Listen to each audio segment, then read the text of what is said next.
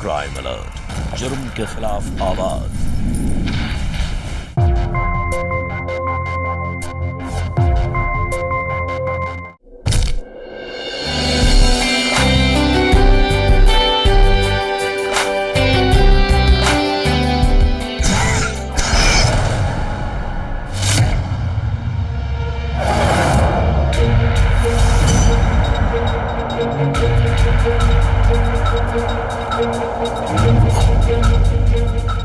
ये तो जिंदा है। इस बुड्ढे को मरना होगा।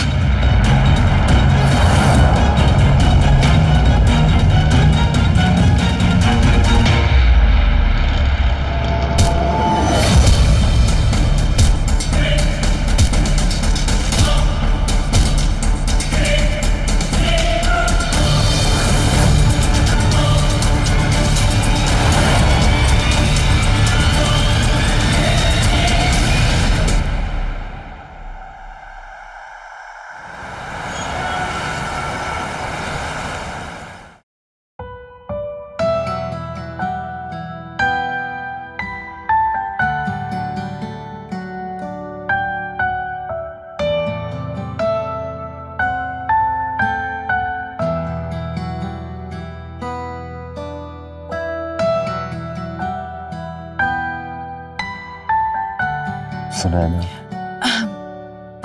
आंटी, क्या कर रहे हैं आप?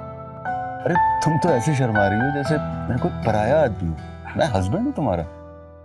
मैंने आपसे कितनी बार कहा है कि मुझे ये सब पसंद नहीं है। सुनैना, हमारी शादी को 2 महीने हो गए। तुम कब तक मुझे इसी तरह अवॉइड करती रहोगी?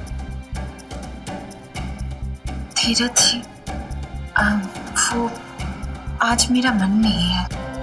आज फिर तुम्हारा मन नहीं है? तुम ऐसे कब तक मुझे अवॉइड करती रहो? धीरज, ये क्या हो रहा है? हाँ?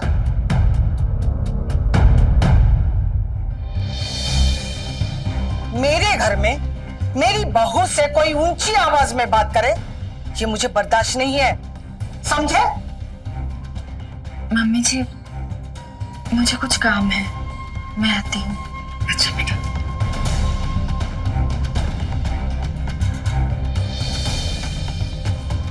देखा माँ, कैसे मुंह मोड़कर चली गई। कभी कभी तो ऐसा लगता है कि वो इस घर में शादी करके नहीं किसी कैद में आई है। बेटा वो छोटी है, इतनी जल्दी शादी हो गई कि उसे कुछ पता ही नहीं चला। उसे पाने के लिए इसका दिल जीतने की कोशिश कर, सब ठीक हो जाएगा।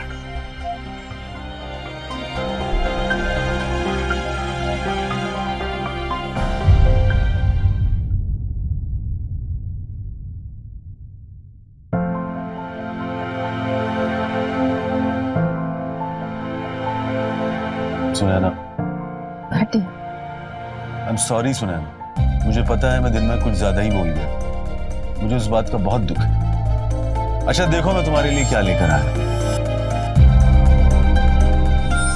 क्या है ये? तुम देख लो। ये तो बहुत सुंदर है। लेकिन तुमसे ज्यादा सुंदर नहीं। मैं पहना दूं? पहन लूंगी। अरे रुको ना। अरे क्या कर रहे हैं आप? रुको। छोड़िए ना। अरे रुको। छोड़िए। अरे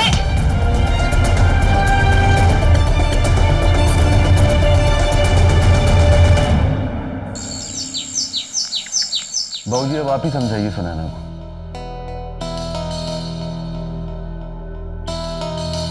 सुनैना, मैं तुम्हारा पति हूं और वो तुम्हारा ही घर है।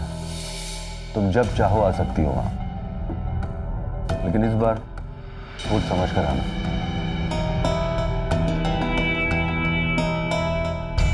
ठीक है बाबूजी, मुझे आज्ञा दीजिए। दामाद जी, माफी चाहता हूँ।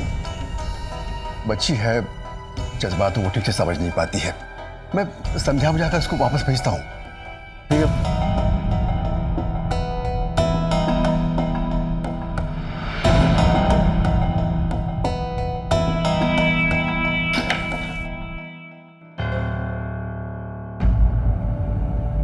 पागल हो गई है क्या? ये क्या बेवकूफी लगा रखी है? आप अपना खून ठंडा रखिए, मैं इससे बात करती हूँ। अरे तुम क्या बात करोगी? मैं बात करता हूँ। क्या बात करेंगे आप? हाँ, एक बुढ़े से मेरी शादी करवा दी और आप मुझे सुना रहे। 14 साल पापा, 14 साल का फर्क है हमें। मुझे शर्म आती है उनके साथ। अच्छा, ये शादी मैंने तेरे फायदे के लिए करवाई है, समझी? अरे तेरे चरित्र की वजह से कोई लड़का तुझसे शादी करने को तैयार नहीं था, और ये एक अच्छा भला लड़का मिला जो तेरे बारे में कुछ जानता नहीं था, समझी? नहीं, महारानी को तो सपनों को राजकुमार चाहिए। हाँ, वो तो मुझे मिल ही जाता, लेकिन आपने क्या किया? आपने मुझे बेच दिया। सुने ना,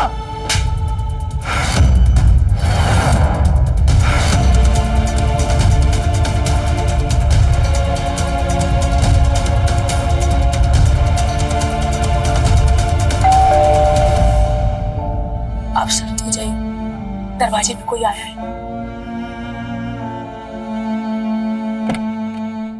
अरे आदेश बेटा तू?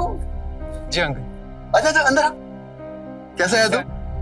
बस बढ़िया अंकल। और घर में सब ठीक ठाक है ना? सब ठीक है। अब सुनैना नजर नहीं आ रही।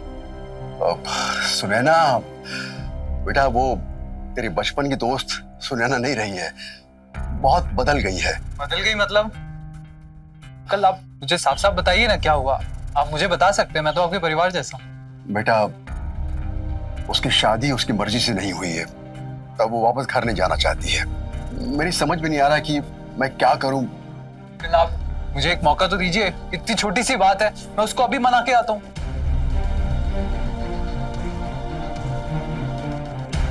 ठीक है, तू कोशिश करके देख ले।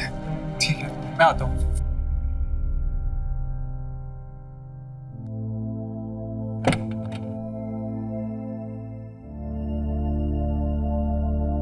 सुने ना। आदेश,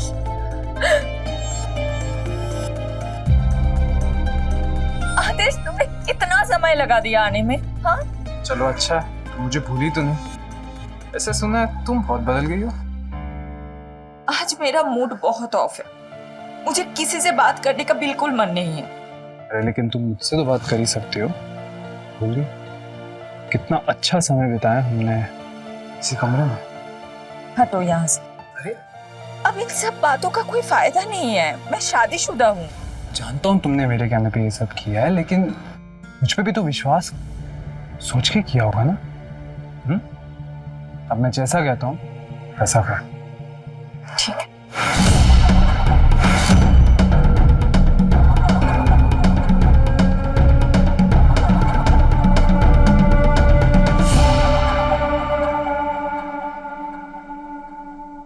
मुझे माफ कर दीजिए, मैंने आपको बहुत तकलीफ दी। अब मैं आपको कोई दुख नहीं दूंगी। सुनैना, ऐसी कोई बात नहीं। ऐसी बात है। कैसी पत्नी हूं मैं, अपने पति को ना प्यार दे पाई ना सुख। अब मैं आपसे वादा करती हूँ, अब मैं आपको शिकायत का कोई भी मौका नहीं दूंगी। अरे ये क्या कर रही है? सुनैना, देखना अब हम दोनों साथ में कितना खुश रहेंगे।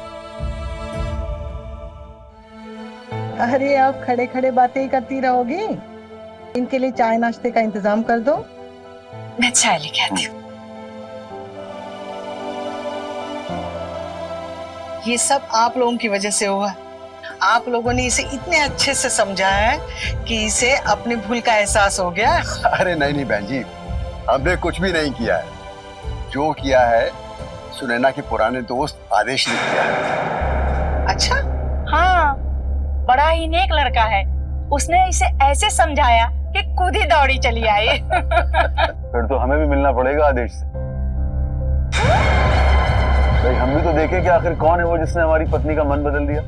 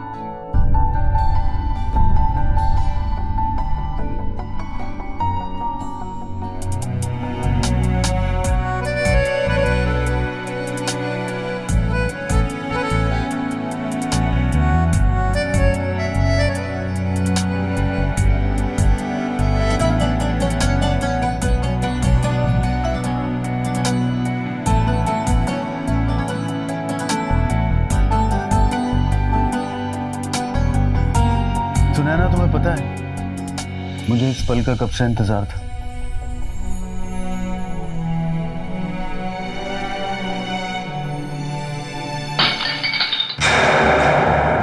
ये क्या था? रुको मैं देखता हूँ। मुझे बहुत डर लग रहा है। नहीं नहीं तुम घबराओ मत, मैं अभी चेक करके आता हूँ। अरे धीरज, ये कैसी आवाज थी? कुछ नहीं माँ, तुम सो जाओ, मैं देखता हूँ। अच्छा।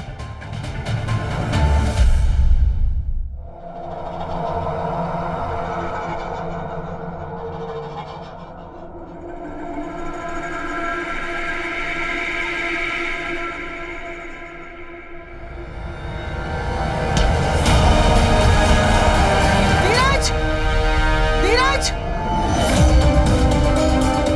धीरज जी, अरे क्या हो गया आपको? क्या हो गया? मम्मी जी देखिए ना। अरे क्या हुआ? कि नहीं, इनको क्या हो गया? आइए उठिए। क्या हो गया मेरे बेटे को? धीरज, किसने मारा मेरे बेटे को? पता नहीं मम्मी जी, कोई आया था और उसने बहुत मारा और फिर भाग गया।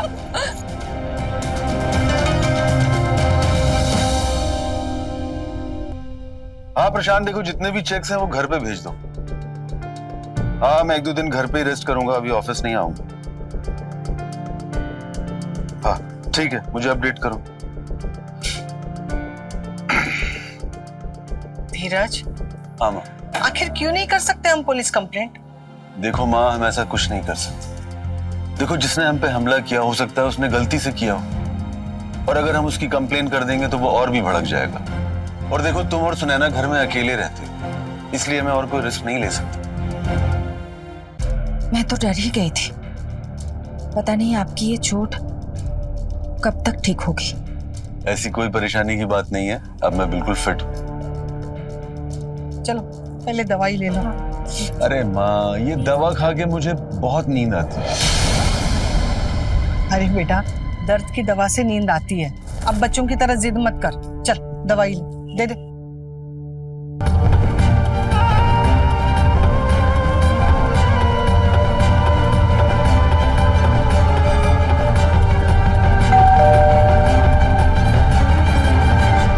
मैं देखती हूँ।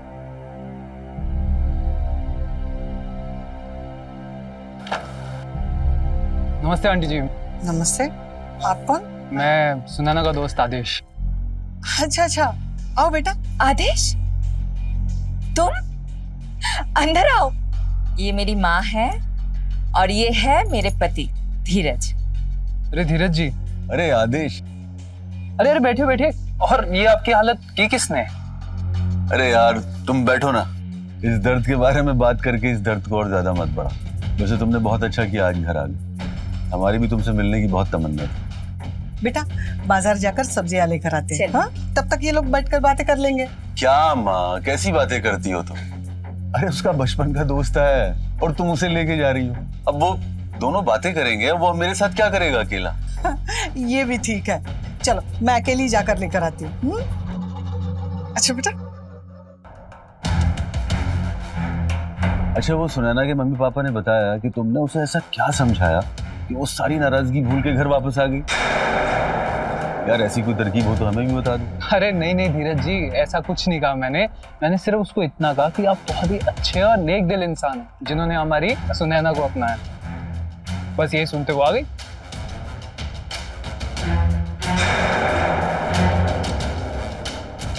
आप अंदर जाके सो जाइए ना, देखिए कितनी नींद आ रही है आपको। मैंने तुम्हें बताया था ना, ये दवा खाने के बाद मुझे बहुत नींद आती है। वैसे तुम लोग बातें करो ना, मैं इधर ही आंखें बंद करके लेटता हूँ।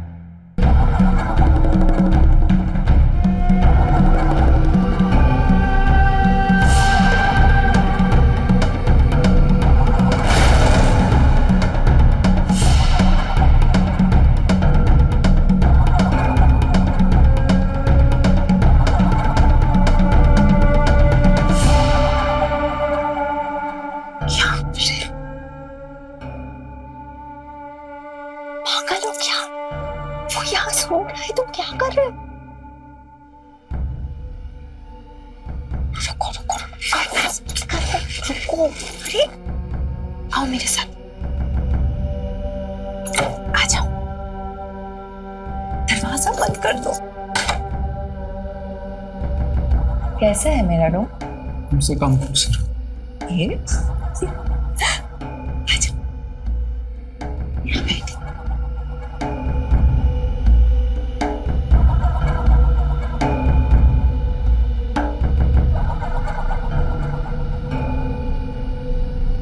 कितना मिस किया तुमको।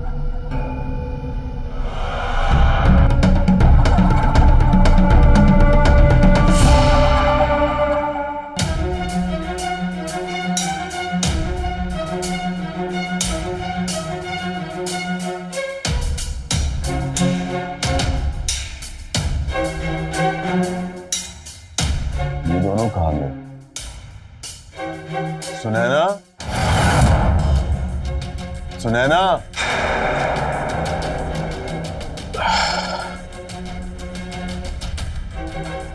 अब क्या करें? सुनैना, सुनैना, तुम यहाँ? आदेश कहाँ है? अब वो मैं बाथरूम दिखाने के लिए लेके आई थी यहाँ। अच्छा, अरे धीरज जी, अच्छा हुआ आप जाग गए। इसने तो मुझे बोर ही कर दिया था। चलिए मैं चलता हूँ, अच्छा हुआ आपसे मिलके। अरे थोड़ी देर रुकते। नहीं, फिर कभी आऊँगा। ठीक है, चलिए हम आपको बाहर छोड़ दें। जी चलिए।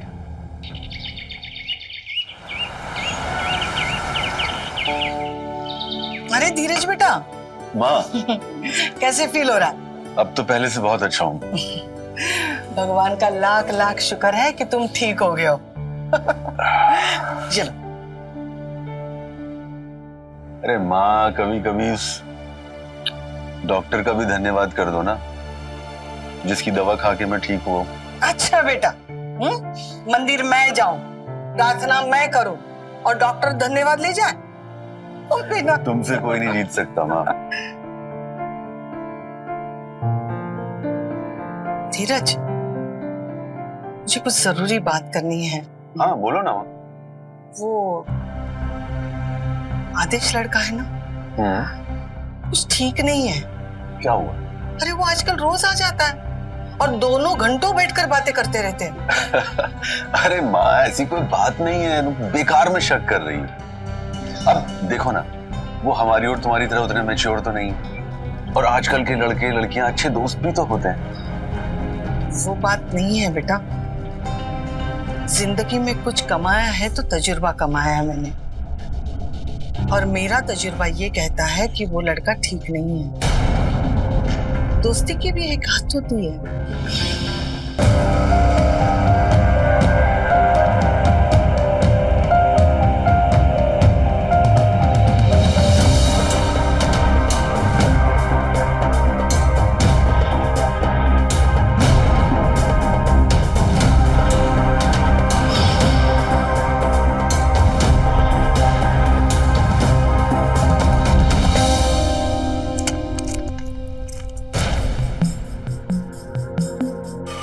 ये लीजिए। आज रहने देता हूँ ना, नहीं तो मैं फिर गहरी नींद में सो जाऊंगा और तुमसे दूर सपनों की दुनिया में चला जाऊंगा। मेरी बात सुनिए, चुपचाप दवा लीजिए।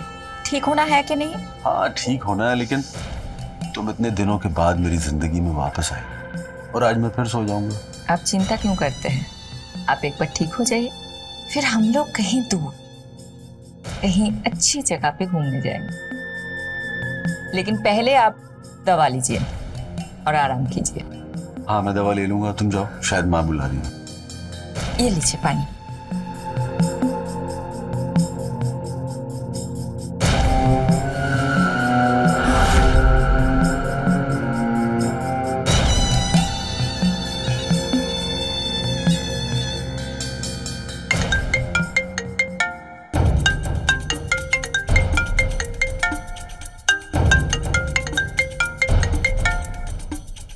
हेलो, इतनी रात को फोन क्यों किया? अरे तुम्हारी याद आ रही थी इसलिए। सुनो, अपने टेरेस पे आओ ना। रुको,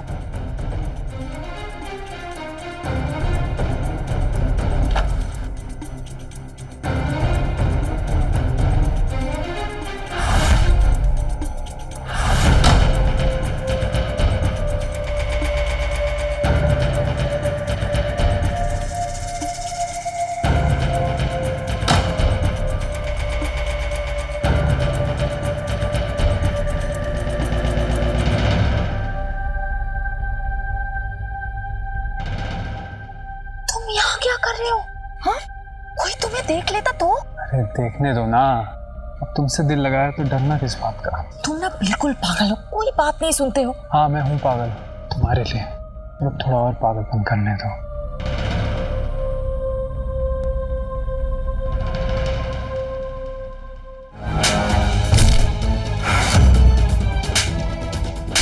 तुझे जिंदा दफन कर।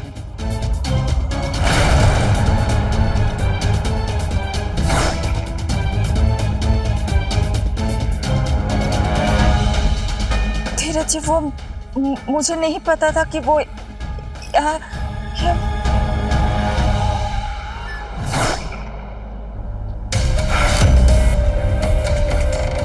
बेटा ये कैसा शोर था? कुछ तो नहीं माँ, आप सोए नहीं अभी तक? क्या हो रहा था ऊपर? कहा ना माँ, कुछ नहीं हो रहा, आप सो जाइए।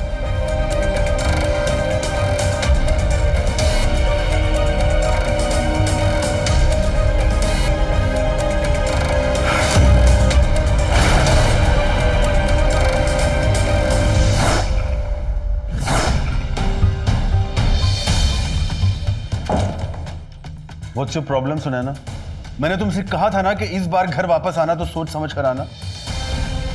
मैं माँ की वजह से, इस समाज की वजह से, अपनी प्रतिष्ठा की वजह से चुप रहता। इसका मतलब ये नहीं है कि तुम मेरी मजबूरी का नाजायज फायदा उठाओ।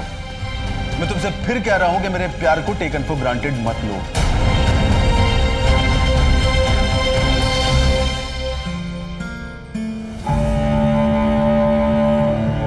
सुनैना, मैं तुमसे बहुत प्यार करता हूं और मैं चाहता हूं कि हम दोनों साथ में खुश रहें। तुम्हें भी तो कुछ कोशिश करनी पड़ेगी ना।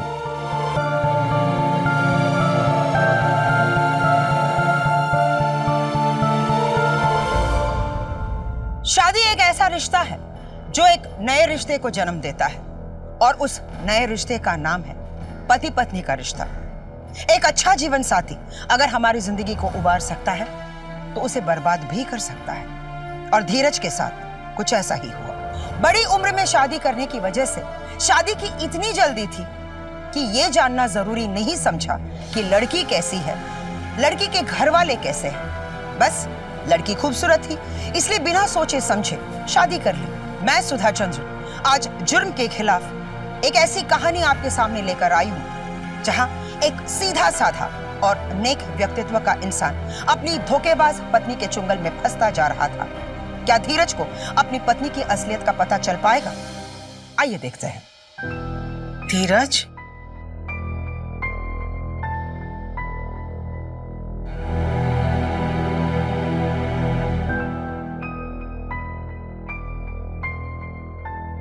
धीरज। माँ, बेटा मैं कुछ दिनों के लिए तीरथ पर जा रही हूँ।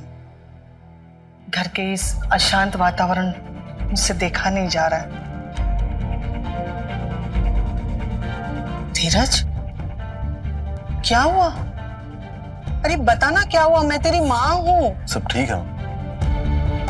मुझे पूरा विश्वास है सब ठीक हो जाएगा, और मैं इस घर की शांति के लिए प्रार्थना करूंगी, और इसी बहाने तुझे और सुनैना को थोड़ा समय मिल जाएगा। अच्छा, मैं तैयारी करती हूँ जाने की।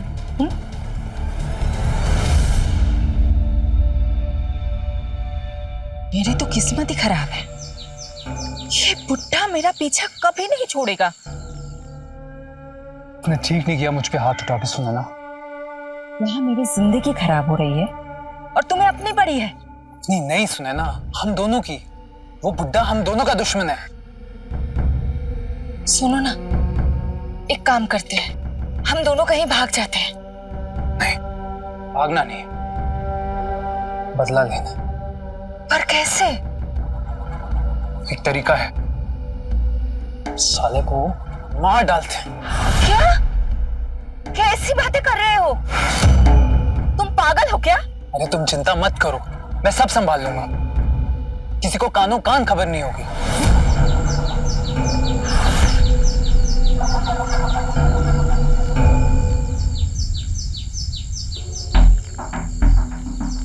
अबे हमको ऐरा गैरा समझो क्या बे हैं?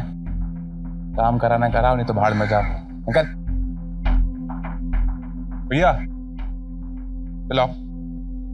बनवारी आदेश कौन बताया हमारे बारे में? वो हमारे एक दोस्त है, वो बताया आपके बारे में। दोस्त ने भी बताया होगा। बनवारी का समय खराब नहीं करते। काम की बात पे आओ। धीरज सिंह है ना, गांधीनगर वाले, उनको मिलो। टेक्सटाइल कंपनी के मालिक धीरज सिंह? जी जी धीरज सिंह, गांधीनगर। जी जी जी। 5 लाख लगेगा। 5 लाख तो है। बनवारी की कीमत 5 लाख है। काम कराने कराओ, नहीं तो जाओ।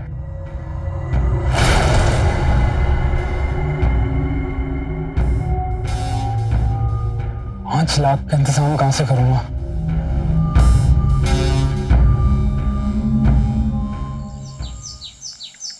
दामाद जी, बहुत मुसीबत में फंस गया हूं।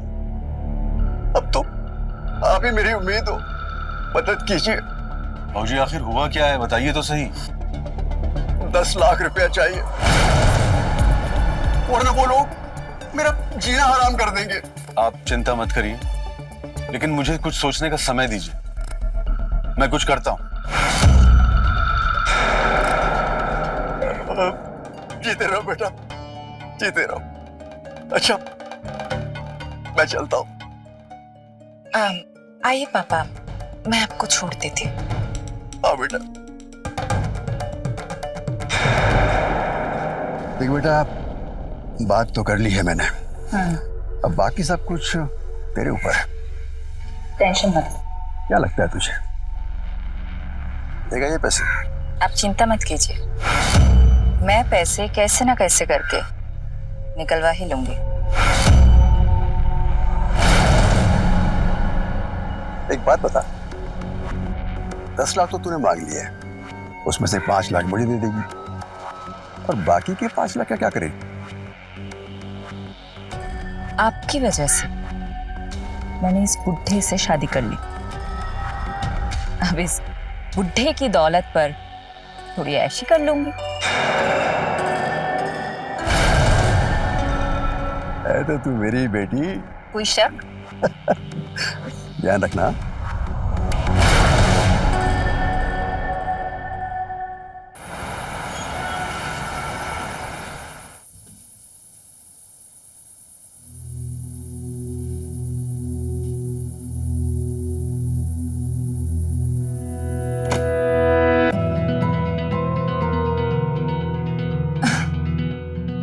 आइए ना, मेरे पास बैठिए।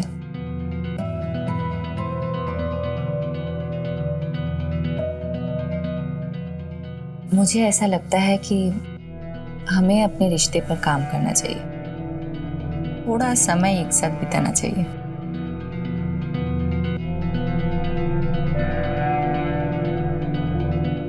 सुनैना, मैं तो कब से यही सोच रहा हूँ। वैसे मैं सोच रहा हूँ हम दोनों को साथ में किसी लंबी छुट्टी पर जाना चाहिए। क्यों, क्या हुआ, आइडिया पसंद नहीं आया? नहीं नहीं, ऐसा नहीं है। वो मैं सोच रही थी कि पापा इतनी परेशानी में हैं और इसमें मैं छुट्टी मनाने चली जाऊं, यही सोच रही थी बस। तुम अपने पापा की चिंता बिल्कुल मत करो, मैं हूं ना, और मैं उनकी पूरी मदद करूंगा। Don't worry.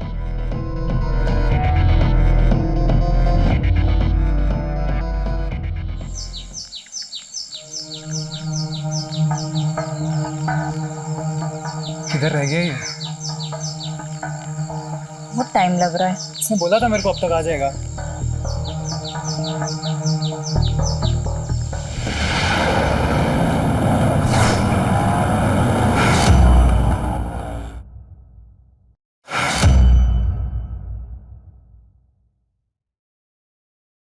पूरे 5 लाख।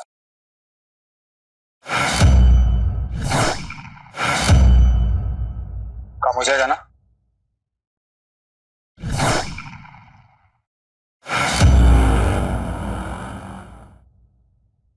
सुनो सुनैना, तुम अपने पापा मम्मी के घर चले जाओ, तब तक ये बनवारी अपना काम कर लेगा। ठीक है।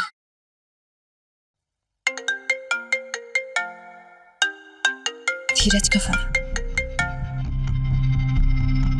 हेलो। अरे सुनैना, कहाँ हो तुम? सब ठीक तो है ना?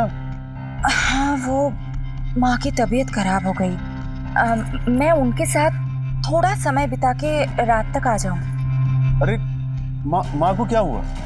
अच्छा तुम परेशान मत हो, मैं आता हूँ। नहीं नहीं नहीं, वो क्या है ना कि माँ ना मुझे कभी कभी बहुत ज्यादा मिस करती है और वो बेचैन हो जाती है, उनकी तबीयत खराब हो जाती है।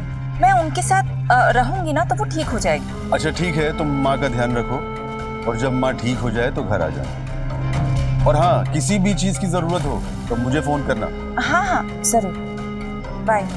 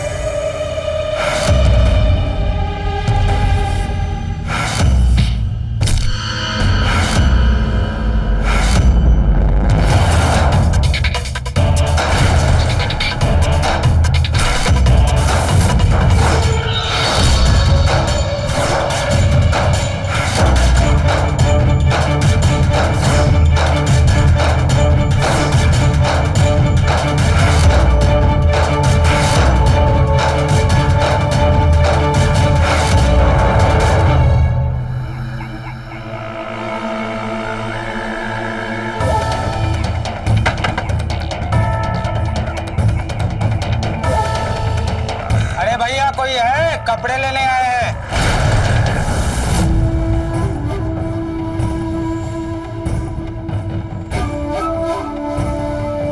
लगता है कोई नहीं है।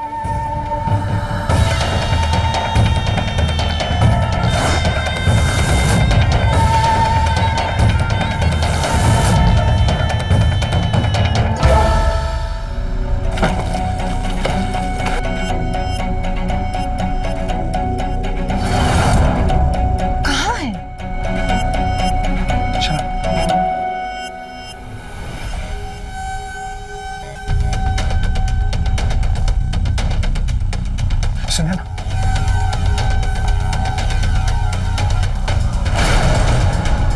लाश इधर ही छोड़ गए। लेकिन काम तो किया ना उसने। तुम भी ना।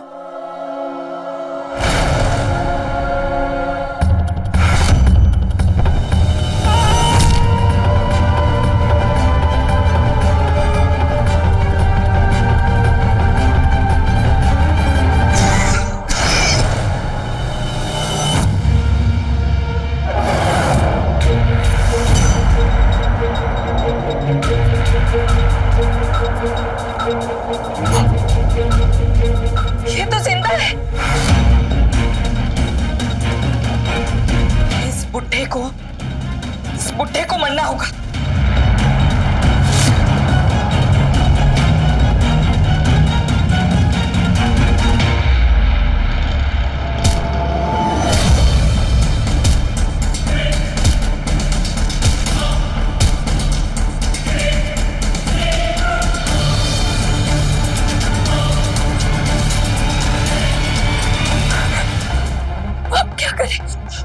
अपने पापा को फोन करो।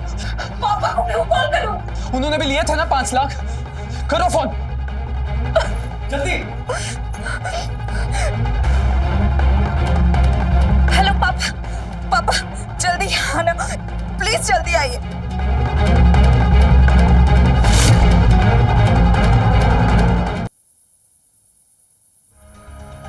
सुनैना, पापा पापा पापा देखिए ना क्या हो गया। पापा दामाद जी को ये क्या हो गया? बुड्ढा तो मर गया, इसका सारा पैसा और प्रॉपर्टी सुनैना के नाम, और आप उसके पापा हैं तो इनडायरेक्टली आपके भी नाम हुआ। अब आप अपने एक्सपीरियंस से बताइए कि इस लाश का करे तो करे क्या।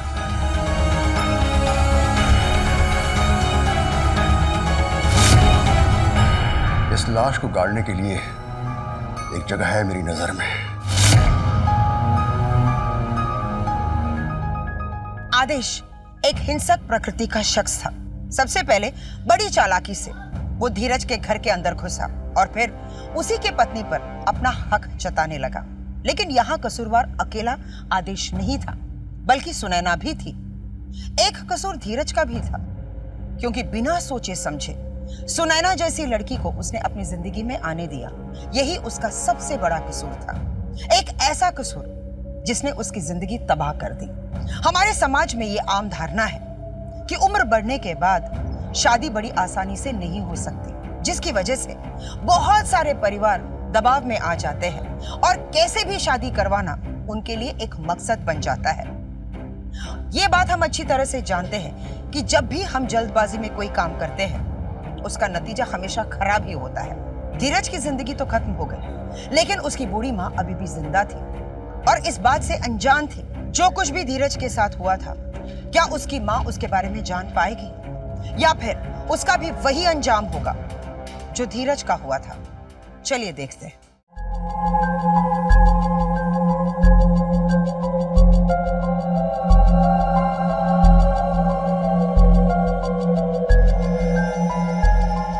इंस्पेक्टर साहब, पता नहीं धीरज कहाँ चला गया।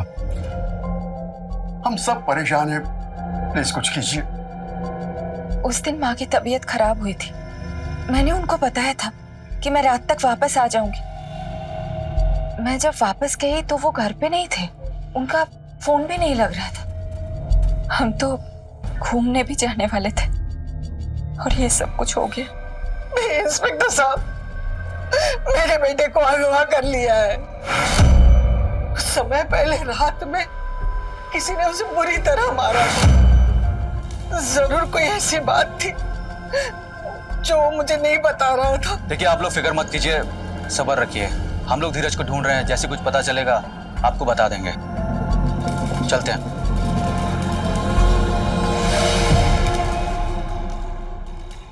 भगवान,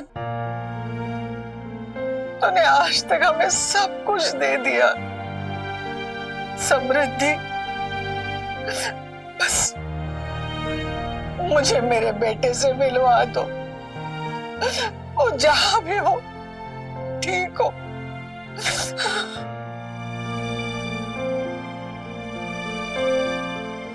सुने ना बेटा, कल मैं मंदिर में पूजा करवाने जा रही हूँ। अगर तुम भी आओगी तो अच्छा होगा। हम दोनों की भक्ति से शायद भगवान प्रसन्न होकर हमें हमारा धीरज लौटा दे। ठीक है मम्मी, आप जैसा कहें।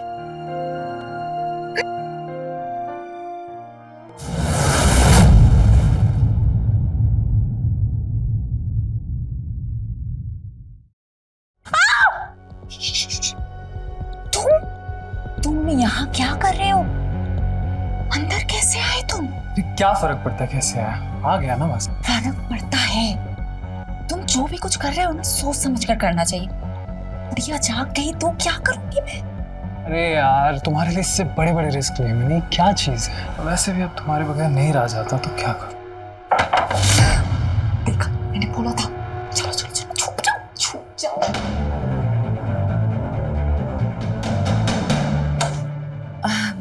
मम्मी जी, आप? क्या हुआ? चीखने की आवाज आ रही थी। वो मम्मी जी, वो बेड का कोना लग गया था, इसलिए चीख निकल आई। हे भगवान, सब ठीक तो है ना? देखो तो, ज्यादा तो नहीं लगा जी?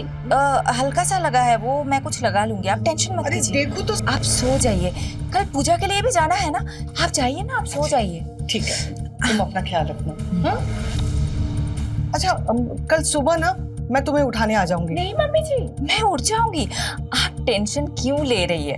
अच्छा ठीक है बेटा।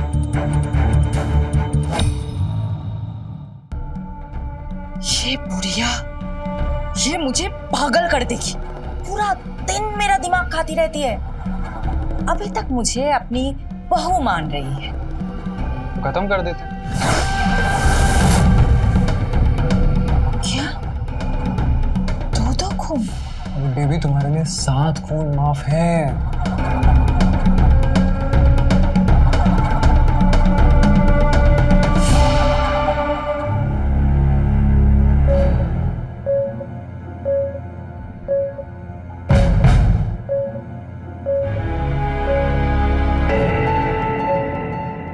सोच रही थी कि मैं ना कुछ दिनों के लिए अपने घर चली जाऊं।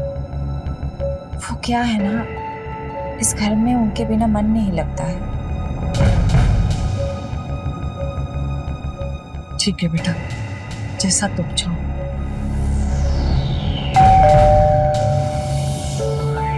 देखो तो बाहर कौन है? हाँ मम्मी जी।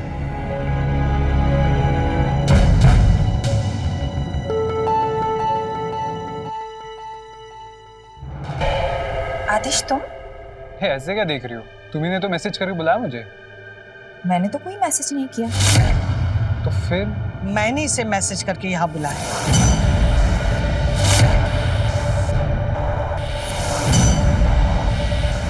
मैं सब जानती हूँ मेरे बेटे के साथ तुम लोगों ने क्या क्या किया। कल रात को वो सारी बातें मैंने फोन पे सुन ली थी। आप जाइए ना, आप सो जाइए। ठीक है, तुम अपना ख्याल रखना। हाँ?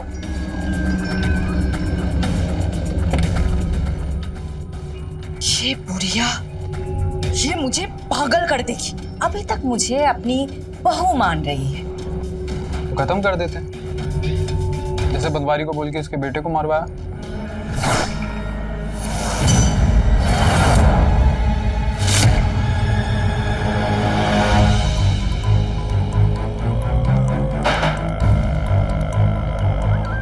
बढ़िया, तुमने मुझे नहीं अपनी बात को बुलाया है।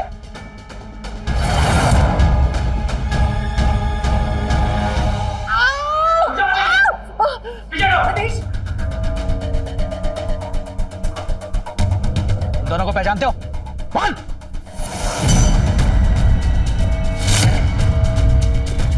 हाँ सर, सिर्फ पैसे दिए थे मारने के।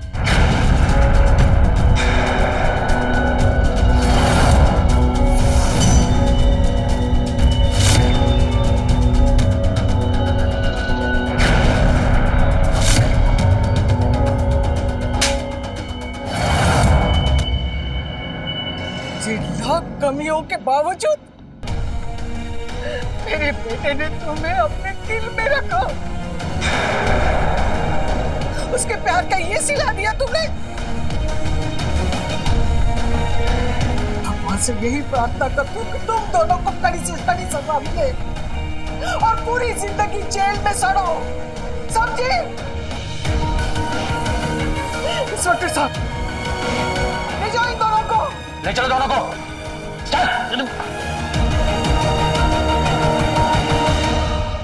हमारे समाज को एक बेहतर जगह बनाने के लिए बहुत जरूरी है कि हम अपनी निजी धारणा और विचारों को हम तक ही सीमित रखें और दूसरों पर उसे हावी होने ना दें।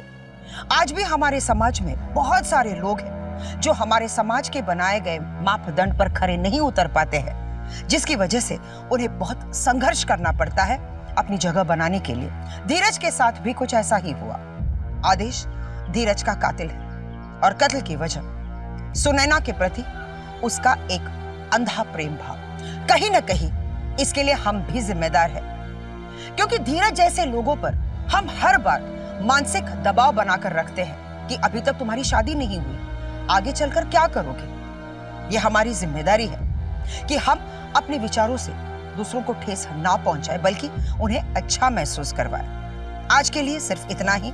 इसी के साथ मैं सुधा चंदन आपसे विदा लेती हूँ। फिर मिलेंगे एक और नई कहानी के साथ हमारे अगले एपिसोड में। तब तक के लिए आप सतर्क रहे, सुरक्षित रहे और देखते रहे क्राइम अलर्ट, जुर्म के खिलाफ आवाज।